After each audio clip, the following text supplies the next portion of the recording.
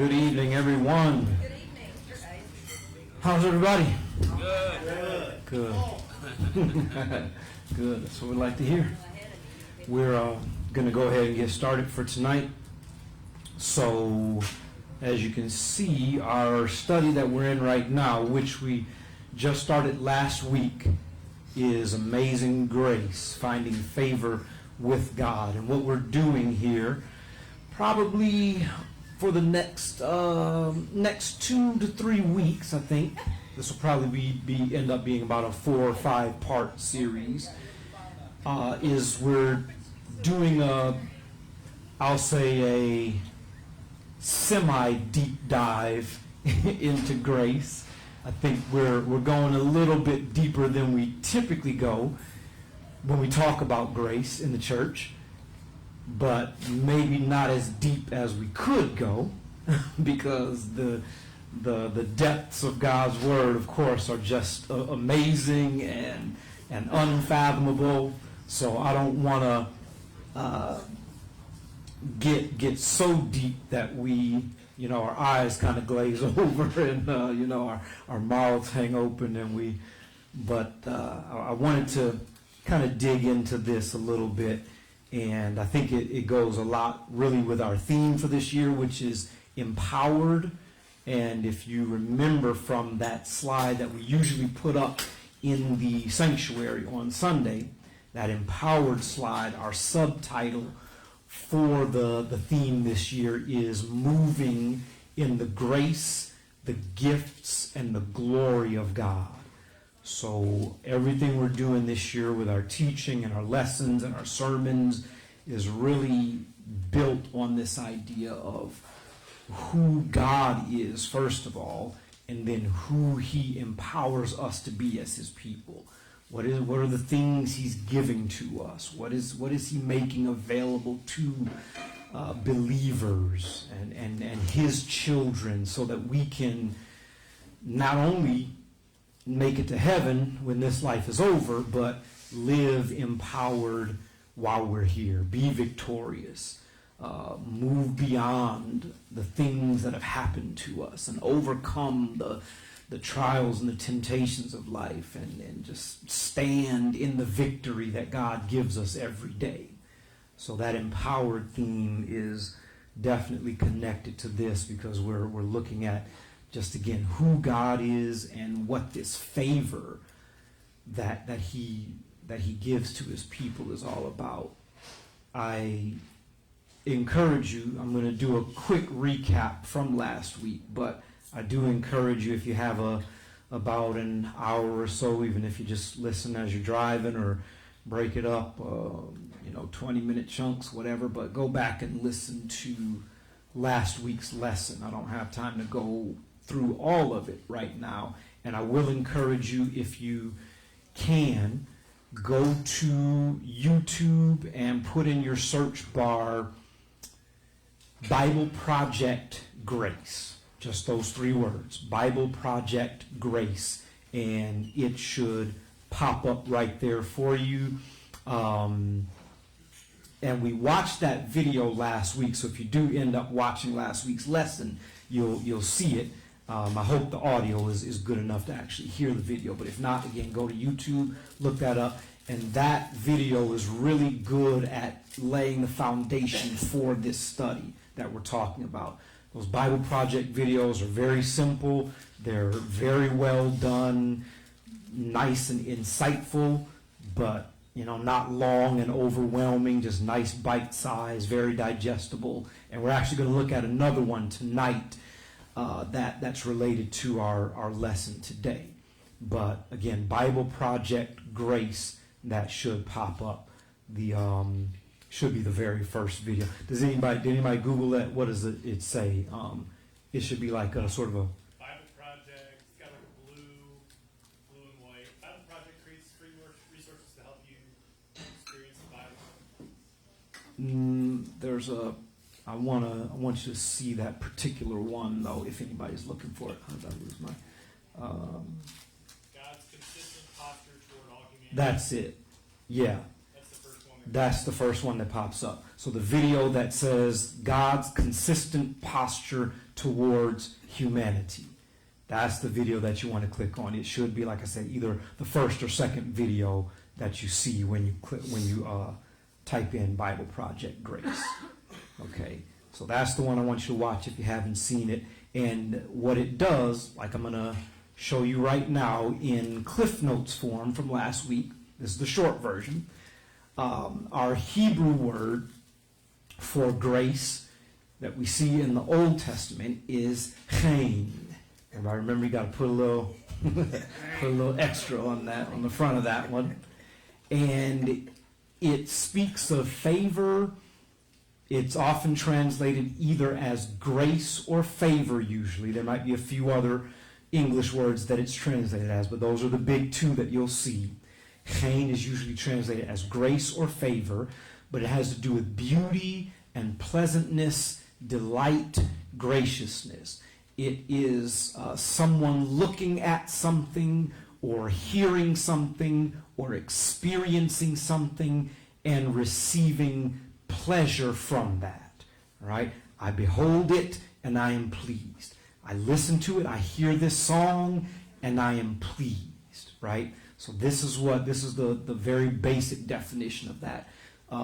Sorry, I didn't put it up. I thought it was up there. I'm looking at it on my side. But and then our Greek word was charis.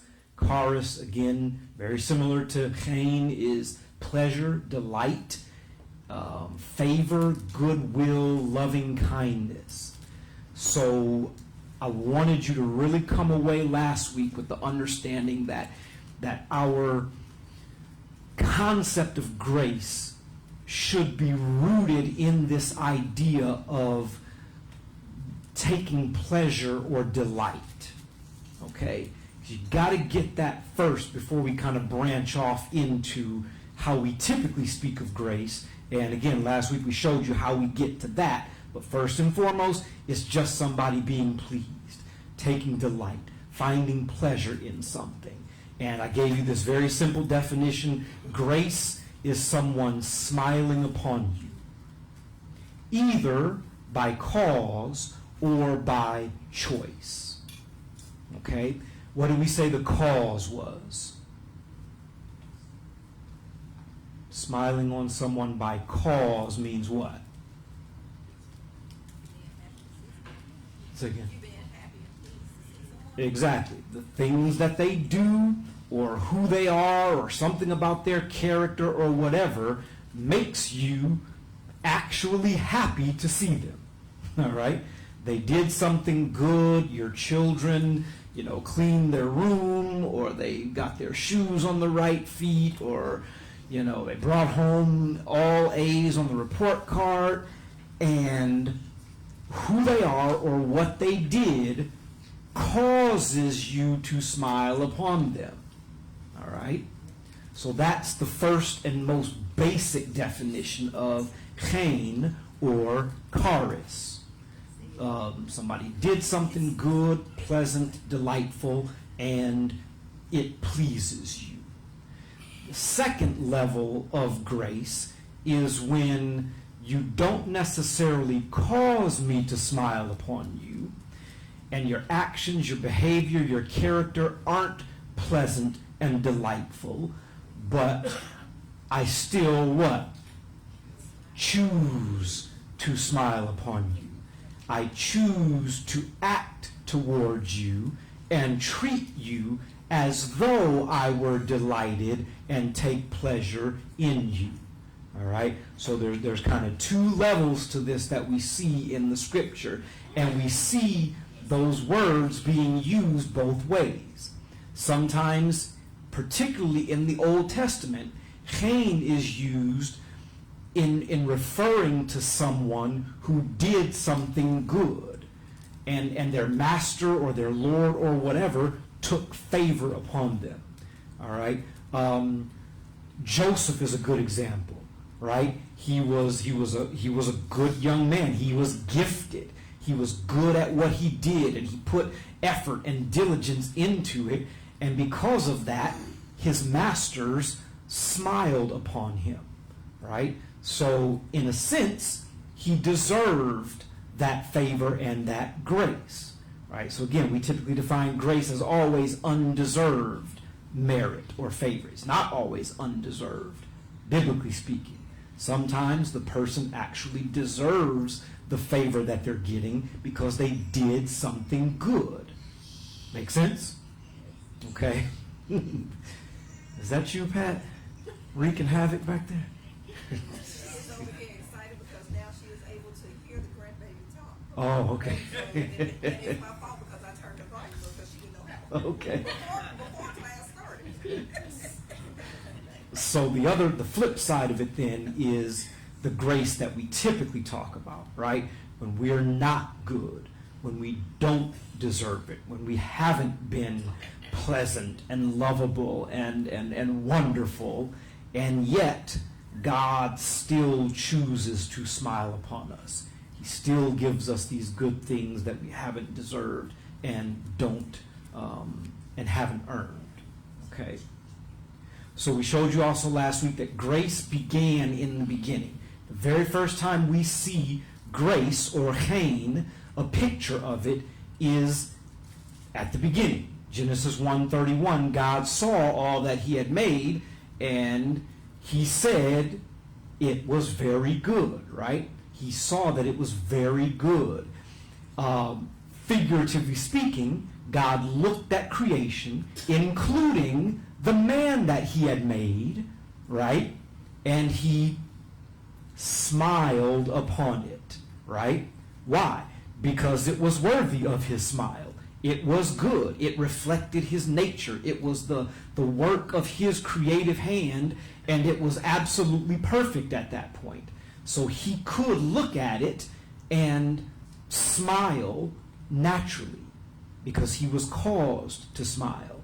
So we equate grace with salvation, so we tend to think of it only as God's response to man's broken condition. But the very first time we see it, it's actually in response to man's perfect condition. God looked at creation, the man he made in his image, and he was pleased with what he saw. So this is the first picture of grace we see in the Bible. Then we looked at Genesis 6, and this was the very first appearance of the word chen in the Old Testament. All right, so that's the first time it pops up, and it's in reference to Noah, who found favor or grace in the eyes of the Lord. Depending on which version you're reading, you'll either see favor or grace, but it's that Hebrew word. And we talked about how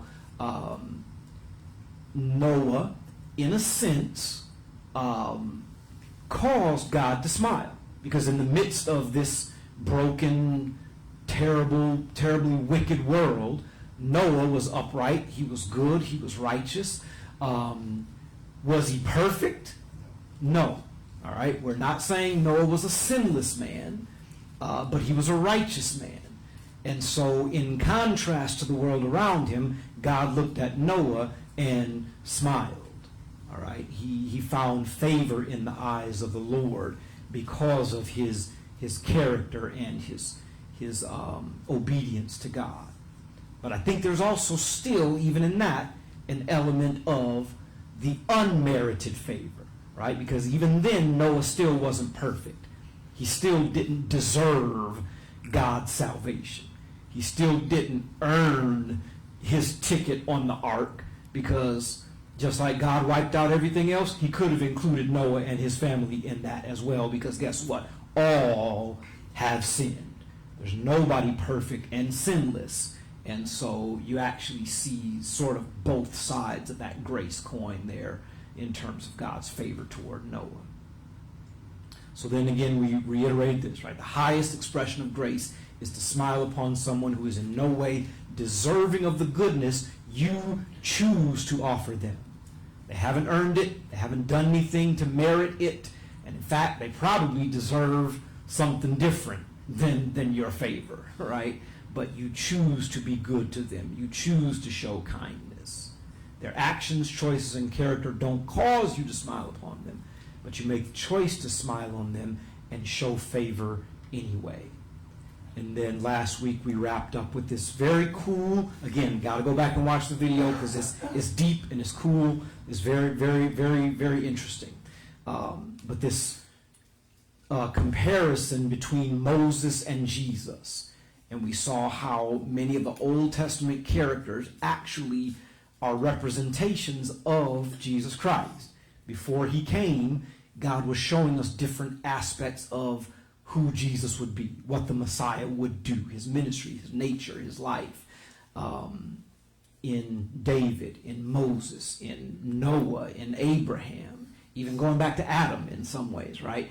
All these major Old Testament characters, and even some of the minor ones, we actually see a reflection of some aspect of Jesus. And so Moses, we connected to this idea that he was the one who found favor in God's eyes. And that's the appeal that Moses made based on Exodus chapter 33, right? He said, Lord, if I found favor in your eyes, I know you're mad at the people, but if you're pleased with me, Lord, then for my sake, spare and bless them. So we see Moses in his life, in a small way, microcosm, right? Remember that word from school? That was one of my vocabulary words. I love that word for some reason. Microcosm. But Moses, in a small way, did what Jesus would ultimately do for all mankind. He stood in between humanity and the wrath of God. And just like Moses said to God, Lord, I know you're mad at them, but don't look at them, look at me. All right, that's essentially what Moses did. If I found grace in your eyes, okay? So Jesus does the same thing in his death on the cross. He says, Lord, forgive them, for they know not what they do, right? Look at me. Don't look at them, look at me. My perfect obedience, my sacrifice, and my atonement for their sins. So just like Moses did, Jesus stood in the gap and made the appeal to God based on his own character, nature, goodness, and righteousness. And therefore we then receive the grace of Christ, right? So here's how we closed out last week. We defined the grace of Christ as God choosing to smile on us because he sees the obedient sacrifice of his Son instead of our sin. And when he looks at Jesus, this is my what? Beloved Son, in whom I am well pleased. So he looks at Jesus and he is pleased and he is satisfied. And because of the sacrifice that Jesus made on the cross, then we get to be in him. And so now when God looks at you, guess who he sees? Jesus. God looks at me, guess who he sees? The Son, Jesus, in whom he is well pleased. Yes. Okay, Brother Dawson, should we still classify ourselves as sinners saved by grace? Good question. Good question. And I wrestle with that. I've heard, if you didn't hear Mary, she said, should we, when we speak of ourselves as believers, should we still classify ourselves as sinners saved by grace, right? You've heard that expression, probably used it. And I've heard some, preachers and teachers really come out against that and say, no, we shouldn't be saying that we're sinners. But you can make a biblical case for it, right? Because 1 John still talks about, even as John is writing to believers, he's saying to them that if any of us say we have no sin, we're lying and the truth isn't in us. So John seems to be making the case that even though we're saved, we do still have our sinful nature. You could still classify us as sinners who are saved by grace. So I don't really push back against that. I don't think it's a terrible phrase to use. I see the point that some people make when they say we shouldn't say it, and I won't go all the way down that rabbit hole right now, but just from my perspective, I don't think it's a wrong or unbiblical thing to say. I think it's accurate, and I think it's biblically accurate and it reminds us that without him, we're lost. Even as saved believers, if we reject the grace of Christ, if we start thinking we have no sin, if we start, acting like we can do it on our own, or somehow our goodness causes us to deserve it, then we're in trouble. So it's a phrase that I think, number one, is biblically accurate, and it's a helpful one in that it grounds us spiritually. So I ain't got no problem with it, bottom line. If anybody else does, and might want to push back on it, that's feel free to, but like I said, that's me. So tonight, what I want to do is look at a series of verses in the Old Testament that, again, have this Hebrew word, chen, in them, and, again, familiarize us more with this concept of grace, the idea of someone looking favorably or taking pleasure in someone. And it's the story of Esther. I showed you last week, when you go to like blueletterbible.org or whatever tool you use, and you look up that Hebrew word, it'll bring up all the scriptures, all the verses where it's found. And 4 or 5 of them that come up are these verses right here. Now, Esther 2 verse 9 doesn't actually have the word chen in it, but the concept is in it. Slightly different Hebrew word, but I put it up here because the concept of looking and being pleased is introduced. So it's the story of Esther, right? And a lot of us are familiar with that. If you're not, just real quick recap, and I'm going to show you this video from the Bible Project on Esther in a minute, because it's really powerful. It clues us in, wraps it up really nicely, and there's a phrase at the end of that video that's going to sort of launch us into the latter part of this lesson tonight. But if you remember, Esther is one of those books of the Bible. It's history, right? And it's describing a period of time in Jewish Israelite history when the people of God are in this restoration phase, right? The exile happened because of their disobedience, their spiritual adultery. The nation was judged, both Israel and Judah, the southern and northern kingdom, both ended up being judged by God, by these other nations. First of all, the Assyrians, they came and dealt with Israel, the northern kingdom, and then which nation came and dealt with Judah, the southern kingdom? Which empire took over? Starts with a B. The Babylonians, right? So the Babylonians came in, Nebuchadnezzar comes, he destroys Jerusalem, tears down the wall of the city, burns the temple, loots and burns and defiles the temple. And for how many years? What was the period of the exile? Starts taking the people away into captivity. Daniel, Hananiah, Azariah, Mishael, also known as Shadrach, Meshach, Abednego. Nope, that's a different period. How many years? 70. Right. So for 70 years then, the people are in exile. Jerusalem is in ruins. And again, all of this is God's judgment on them because of their sinfulness. They started living like the nations around them, worshiping other gods, even going so far as to sacrifice their children to these false demonic gods like Molech, right? Making living sacrifices of their children. So God judges them, but God is good, God is gracious, He's merciful, He's long-suffering, He keeps His covenant, He's a faithful God, and so eventually, just like He promised He would do, He starts to restore the people. So the book of Nehemiah, about rebuilding the wall, the book of Ezra, about the exiles returning and restoring the temple, Haggai and some other books of the Bible, including Esther here, are about this restoration period.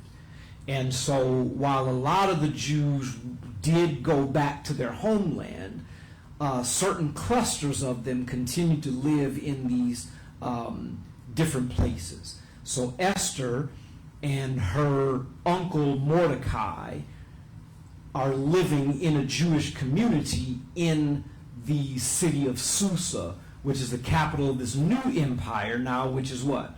Assyrian to Babylonian to then Persia, the Medo-Persian Empire then. So God uses them to judge the Babylonians, and then through kings like Artaxerxes and Cyrus and Darius, the people start to be restored and return and rebuild. So this is the process that we're living in now. And so Xerxes is the Persian king. Susa is the capital, the citadel of Susa. And Esther's story unfolds within this. So we'll watch that video in just a minute, but watch this. Take note of this. Esther 2:15. Esther won the what? Favor. The favor of everyone who saw her. That's the Hebrew word chen. Grace, favor. She was pleasing. When you looked at Esther, you were pleased, right? She was very beautiful. She was well-formed and beautiful, the Bible says. All right? So she found favor and delight in pretty much everyone who looked at her. All right? Just like my wife. Thought she'd be here by now. I was trying to stall. So tell her I said that. So that's the Hebrew word. Here's another verse, 17. Now the king was attracted to Esther more than to any of the other women, and she won his favor more than any of the other virgins. And then again in 5:2, when he saw Queen Esther, that's the king, standing in the court, he was what? Pleased with her. All right, so this idea of taking pleasure and delight in what you see and experience. So let's take a look at this video. That's going to play for us. Let's see. The Book of Esther. It's one of the more exciting and curious books in the Bible. The story is set over 100 years after the Babylonian exile of the Israelites from their land. And while some Jews did return to Jerusalem, remember Ezra and Nehemiah, many did not. And so the Book of Esther is about a Jewish community living in Susa, the capital city of the ancient Persian Empire. The main characters in the story are two Jews, Mordecai and then his niece Esther. And then there's the king of Persia, who's something of a drunken pushover in the story. And then there's the Persian official Haman, the cunning villain. Now this is a curious book in the Bible, mainly for the fact that God is never even mentioned, not once. Which might strike you as kind of odd. I mean, isn't the Bible about God? But this is a brilliant technique by the author, who's anonymous, by the way. It's an invitation to read this story looking for God's activity, and there are signs of it everywhere. The story is full of very odd, quote, coincidences and ironic reversals, and it all forces you to see God's purpose at work, but behind the scenes. Let's just dive into the story. The book opens with the king of Persia throwing two elaborate banquet feasts that last a total of 187 days, and it's all for the grandiose purpose of displaying his greatness and splendor. On the last day of the banquet feast, he's really drunk, and he demands that his wife, Queen Vashti, appear at the party to show off her beauty. She refuses, and so in a drunken rage, the king deposes Vashti and makes the silly decree that all Persian men should now be the masters of their own homes. Then he holds a beauty pageant because he wants to find a new queen. This is like a really bad soap opera. But it's right here that we're introduced to Esther and Mordecai. Esther hides her Jewish identity and enters the beauty pageant and wins. And the king is so obsessed with Esther that he elevates her to become the new queen of Persia. Now after this, and even more serendipitous, is the fact that Mordecai just happens to overhear two royal guards plotting to murder the king. And so he informs Esther, who in turn informs the king, and Mordecai gets credit for saving the king's life. Now right here from the beginning, God's not mentioned anywhere. But this all seems providentially ordered. What is it that God's up to? You have to keep reading. We're next introduced to Haman, who's not actually a Persian. He's called an Agagite. He's a descendant of the ancient Canaanites. Remember 1 Samuel chapter 15. The king elevates Haman to the highest position in the kingdom, and he demands that everybody kneel before Haman. Well, when Mordecai sees Haman, he refuses to kneel, which of course fills Haman with rage. And when he finds out that Mordecai is Jewish, Haman successfully persuades the king to enact this crazy decree to destroy all of the Jewish people. And to decide the date of the Jews' annihilation, Haman rolls the dice. A die is called pur in Hebrew. Tuck that away for later. 11 months later, on the 13th of Adar, all the Jews will die. Haman and the king then have a drinking banquet to celebrate their really horrible decision. So the focus now turns to Mordecai and Esther, who are the only hope for the Jewish people. They make a plan that Esther is going to reveal her Jewish identity to the king and ask him to reverse the decree. But approaching the king without a royal request is, according to Persian law, an act worthy of death. So in a key statement, Mordecai, he's confident that even if Esther remains silent, that deliverance for the Jews will arrive from another place. And then Mordecai wonders aloud. He says, who knows? Maybe you've become queen for this very moment. Esther responds with bravery, and she purposes to go to the king with her amazing words, if I perish, I perish. Now in what unfolds, we watch the ironic reversal of all of Haman's evil plans. So Esther hosts the king and Haman at a first banquet, and she says that she wants to make a special request of both of them at an exclusive banquet the following day.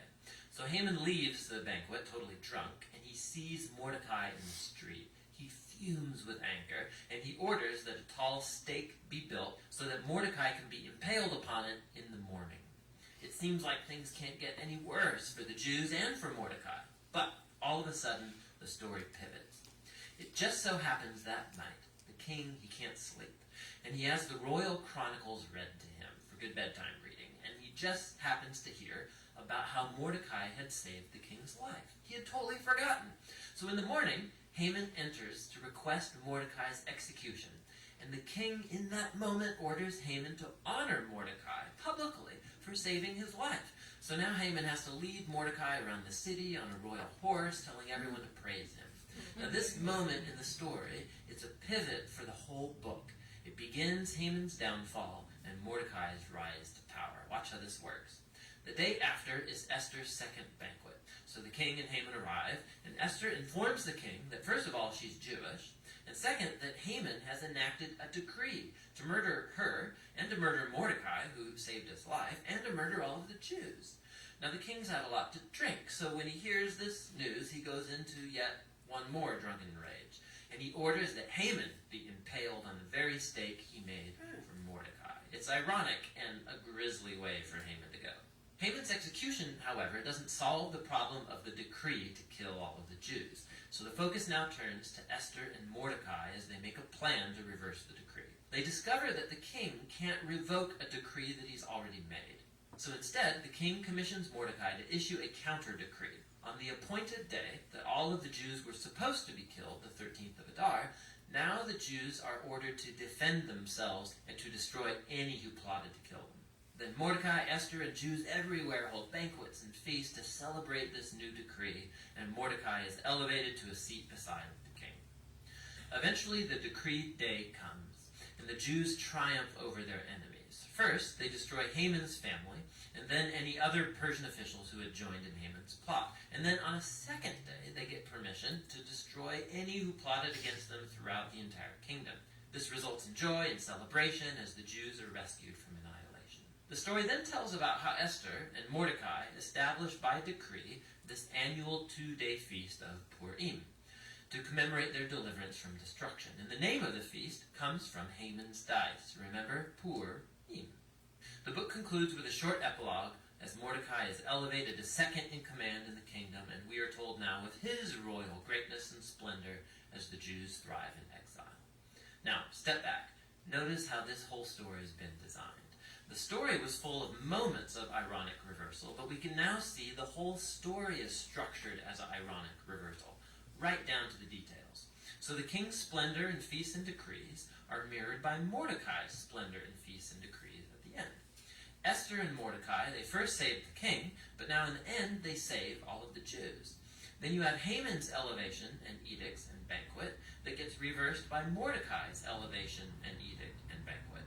And then at the center you have Esther and Mordecai's planning scenes, and and then Esther's two banquets that act as a frame around the greatest moment of reversal in the whole story: Haman's humiliation and Mordecai's exaltation. Beautiful. Another fascinating feature of this book is the moral ambiguity of the characters. There's a lot of drinking and anger and sex and murder, of which Mordecai and Esther are a part. Not to mention their violation of many commands in the Torah, like marrying Gentiles or eating impure foods. And so the story is not putting Mordecai and Esther forward as moral example, as if it endorses all of their behavior. But they are put forward as models of trust and hope when things get really bad. And so the book of Esther comes back to that question with which we begin: why God is not mentioned. The message of this book seems to be that when God seems absent, when his people are in exile, when they're unfaithful to the Torah, does this mean that God is done with Israel? Has God abandoned his promises? The book of Esther says no.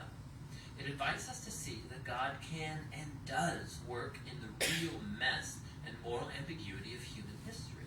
And he uses the faithfulness of even morally compromised people to accomplish his purposes. And so the book of Esther asks us to be willing to trust God's providence even when we can't see it working, and to hope that no matter how bad things get, God is committed to redeeming his world. And that's what the book of Esther is all about.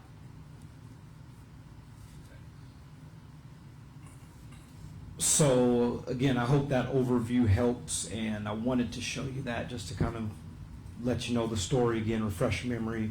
It's been a while, or introduce you to it if you've never read and heard that story of Esther.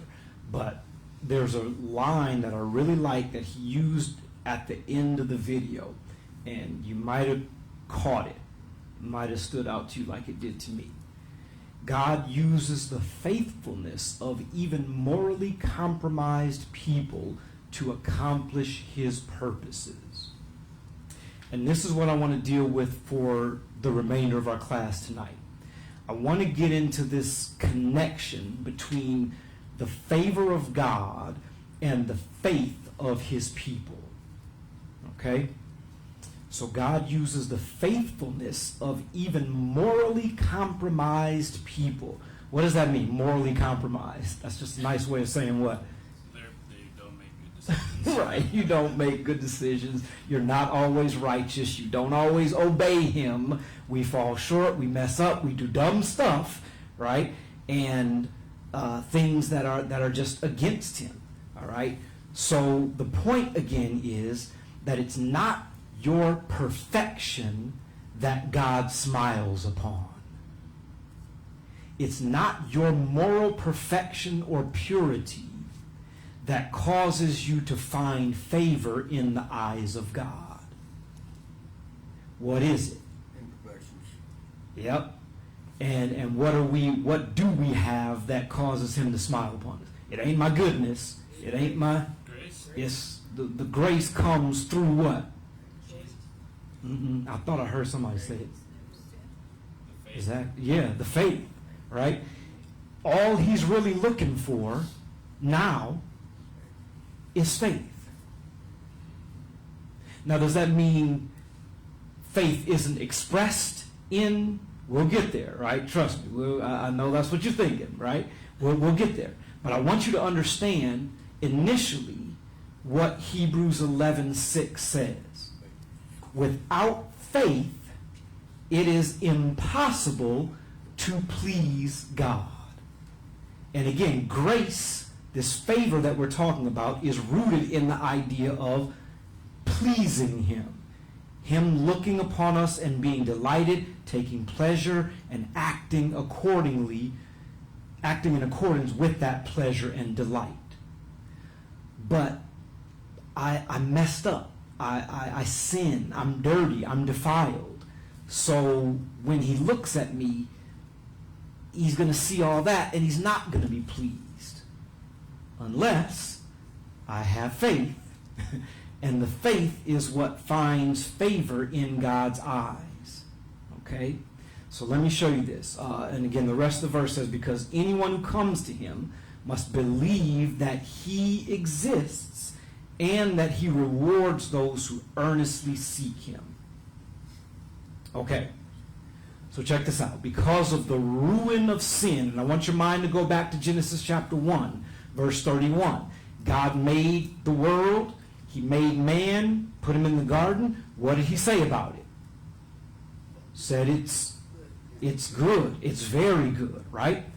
God looked with favor and delight upon creation, including man, because up to that point, man was perfect. He was holy. He was righteous. He was the exact reflection of the character of his Creator. Until what? Sin. Right? Until the choice was made to disobey God, to listen to the enemy, and to act outside of God's will. Now, because of the ruin of sin, can God look at us as we are and be pleased? Now, because of the ruin of sin. Nope. Creation has been reversed, right? The perfection of Eden is gone. Because of sin, he can no longer look at us and be pleased, except the only thing about us that now God smiles upon, biblically, is our trust in him. Also known as our what? Our faith. Right? So watch this. Not our worship. God does not smile on our worship. Listen to this. Somebody's at the door. God does not smile on our worship. I'm putting an asterisk on this. God does not smile on our worship alone. Okay? God does not smile on our giving alone. God does not smile on our good works alone. Not anymore. He can't. Why? Because all of that good stuff is still tainted by what? Sin. Okay? All the good that we can do, that's great, that's cool, that's wonderful, that's nice. But in God's eyes, all of that good is still tainted by sin. And so when he looks at us, he doesn't smile upon us unless and until he sees faith. All right? Hebrews 11:6 again. Without faith, it is what? Impossible to please God. There's no way God looks on any human being and smiles and shows delight and favor and kindness and goodwill unless that person has faith.